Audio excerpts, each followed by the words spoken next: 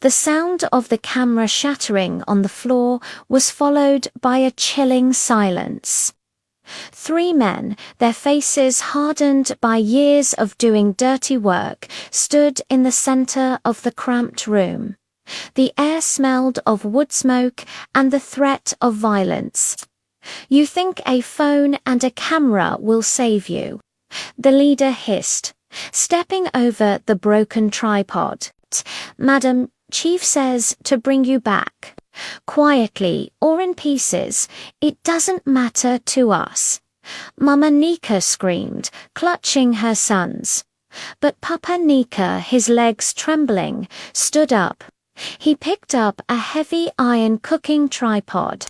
"You will not touch my daughter again," he said, his voice raspy but fierce.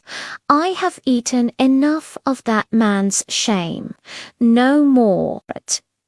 The thug laughed and raised his baton, but before he could swing, a roar erupted from outside.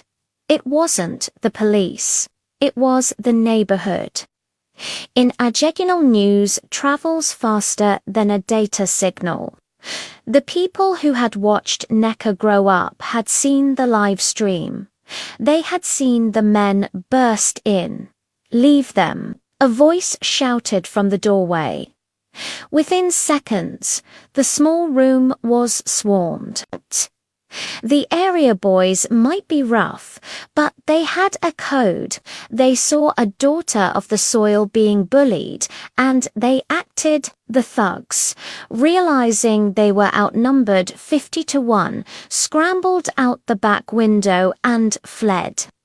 Nika stood amidst the chaos, her chest heaving. She picked up her phone. The screen was cracked, but the live indicator was still blinking. The broadcast had been saved to the cloud. The next 48 hours shook Nigeria. The hashtag NNEKA. The sacrifice trended across the country. The image of Nika's father standing up to the thugs, combined with the horrifying details from Evelyn's diary, became a fire that Silas's money couldn't put out. His powerful friends vanished. The hospital was raided, and the doctors who signed the fake papers were arrested. 3 months later, the courtroom was packed. Nika sat in the witness box. Across from her sat Silas, looking diminished in a prison-issue shirt. His lawyers tried to paint her as a manipulative chemist. But then Evelyn was wheeled in, as Evelyn read from her diary, detailing the abuse she suffered. The courtroom fell silent.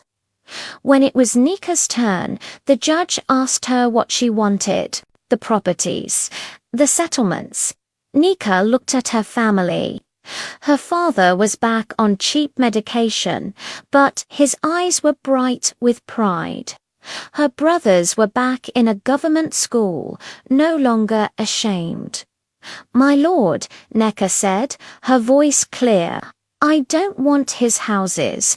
I don't want his cars. I want the annulment of a marriage that was a transaction. And I want the court to recognize that a family's survival should never be a debt paid with a child's blood." The judgment was a landmark.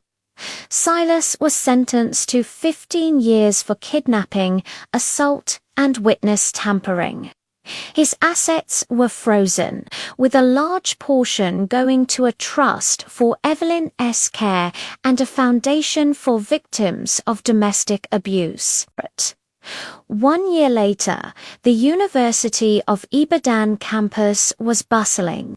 Among the students was Nika, her white lab coat crisp and clean. She lived in a small hostel, and her family was back in a modest house, supported by her mother's trading and Nika's weekend job. They were poor again by Lekki standards, but rich in a way Silas could never understand. She got a photo from her mother, her brothers studying, her father nearby, reading a newspaper, looking at peace. Nneka smiled and tucked her phone away. As she entered the lecture hall, she saw a poster for a seminar, The Ethics of Care, When Medicine Meets Justice. She sat down, opened her notebook, and wrote her name on the first page. Not Nneka Ofer.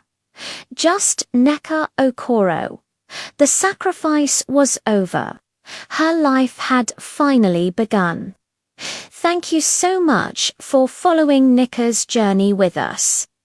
What did you think of the ending? Let us know in the comments, and don't forget to like and subscribe for more stories like this. We'll see you in the next one.